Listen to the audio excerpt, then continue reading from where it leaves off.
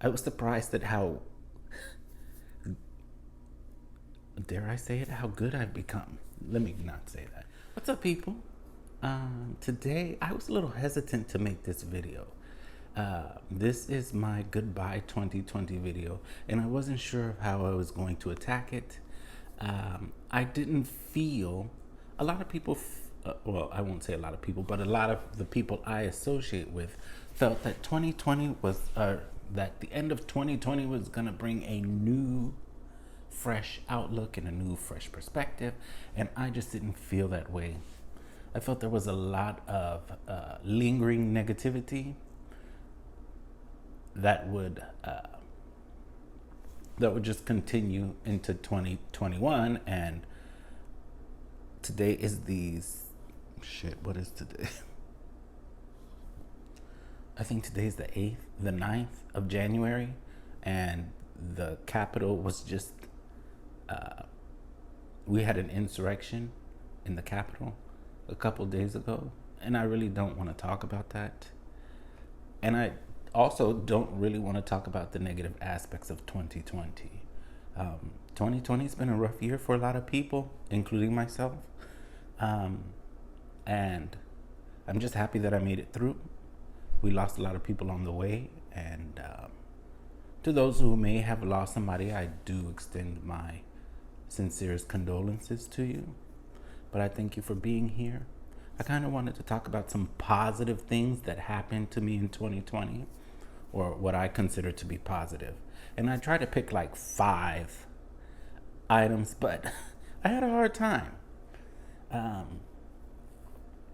I'll start off with number 5, which is the fact that I was offered a new position at my job. At the moment, this was a struggle for me to come up with 5. And this last one, I'm on the fence about it just because I'm not happy with my job. And I took this position for experience, and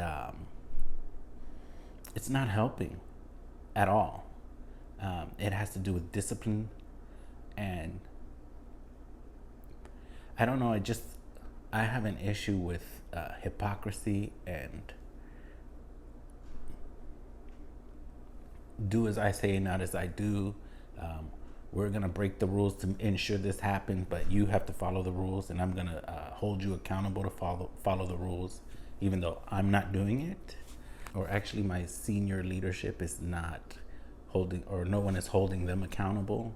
Unfortunately, I'm kind of over my job, but I am happy that I have this position because it does allow me to add a new feature to my skill set. So I'm grateful about it. And plus, I know there are a lot of people right now who are jobless and would love to have my job. So I am grateful for my job. I have issues with my organization, and I am unhappy, but I'm grateful. That may sound bad, but it is what it is. So that was my number 5. Number 4 would be I conduct genealogical research, and I made some genealogical discoveries that are notable for me. We'll talk about 4 or 5 of them. So this year I found a set of 8th great grandparents who happen to be French. My great grandfather is French, and he was born in France, I should say. And then he married a Native American woman in Quebec. Unfortunately, for this instance, the Native American woman is not noted or her tribe is not identified. And there's a story behind that, and I'll probably share it in another video. But so I did find that Native American connection. And then also another discovery was of another couple. I think that they're 9th great grandparents. He is of French nobility, and it's kind of weird to like open up, you're conducting this research and you type in this name into a Google search, and then there's a Wikipedia page, and there's real like articles about your ancestor, it's really, really strange and kind of cool at the same time. But he's of French nobility and he came to the Americas, and he has a really, really detailed story. He did marry a Native American woman who happened to be the daughter of a chief. Their tribe is identified. And I was so surprised by that. This will be the third instance where I've identified Native American ancestors, and at least now I have two that are the tribes are identified. They are from different tribes, but I'm fortunate in that regard. And actually, the chief would be my 10th great grandfather, and he also has a Wikipedia page dedicated to him. There are actual articles written about him and historic references to him and what he accomplished with his tribe. So it was really like an honor for me to find this, and it was really humbling for me. And it was really amazing to find that.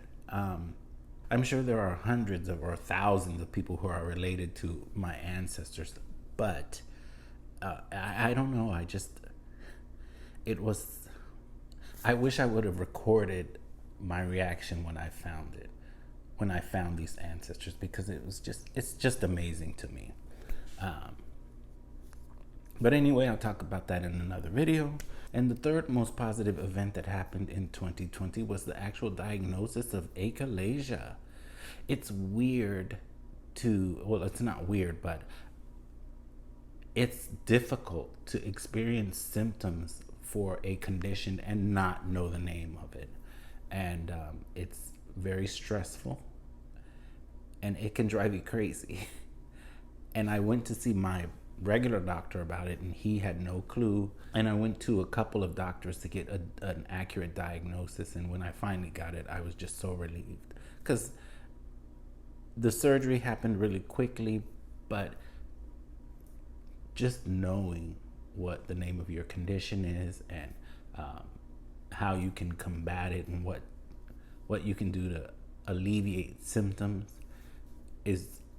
makes all the difference in the world, especially when you're enduring something like 2020, a year like 2020, where we've got COVID issues, we've got multiple. I don't know how people manage during 2020, because it is stressful. I'm not even gonna lie, but knowing a diagnosis helped with that. Okay, so the number 2 most positive event that happened to me in 2020 was actually connecting with a couple of cousins on DNA testing sites, and actually helping them resolve issues that they were having with genealogical research. So the first instance of this was a 5th to 8th cousin that had a brick wall in her tree. And that one was a simple fix. She actually had our common ancestor, one of them actually, had 2 surnames, and she had one of the surnames as his first name and the second surname as his surname. So I was able to quickly identify that issue and correct it, and she was able to move forward, and we've been in touch. It's been nice connecting with unknown ancestors and resolving issues. It's really nice bonding experience. The second person was a similar situation, but she was a 3rd to 4th cousin relationship, and similar situation. But luckily for me, she had a picture of if I remember correctly, the relationship is my 4th great grandmother, or maybe it's my 3rd great grandmother. My 3rd great grandmother. Her name was Minnie. And she actually had a picture of her that I shared with my family, and they were very excited about it. But it was very nice finding a picture of my ancestor. The last situation of me connecting with a relative, an unknown relative, was the most impactful, because she was looking for her father and possibly her half sibling. And we were able to connect her to her half sibling. I was surprised by the fact that we found her. We were able to connect the dots and say, hey, you're half sisters. And the best part about it was that, oh, my cousin, she's my cousin, she was receptive to it. And so they have actually been interacting and they are forming a relationship. And she went to visit them. I know COVID, but people have to do what they have to do. And it's just been a wonderful experience for her. And I'm so happy that I was a part of that, and that she allowed me the honor and the privilege to be a part of that process. So that is like one of the wonderful stories or things that can happen with genealogical research. And my number one most positive occurrence of 2020 was a journey that began in 2019. YouTube is my favorite media platform, and I'm on YouTube all the time. But I never ever saw myself on the opposite side of the monitor. That is until one day I ran across one of my closest friends in the world on YouTube, and she had a YouTube channel, and she didn't tell me about it, and I can respect that. Sometimes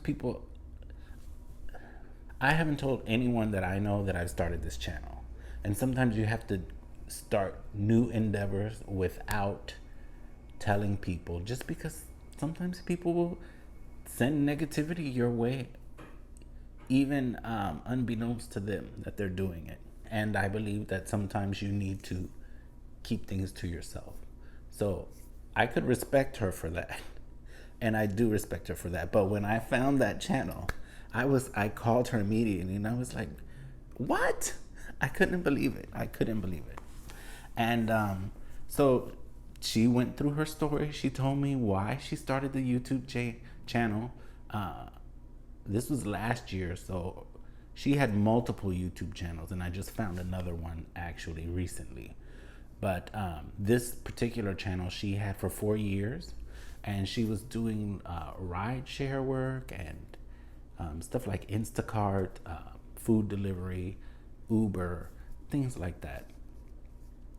And she was just documenting her experiences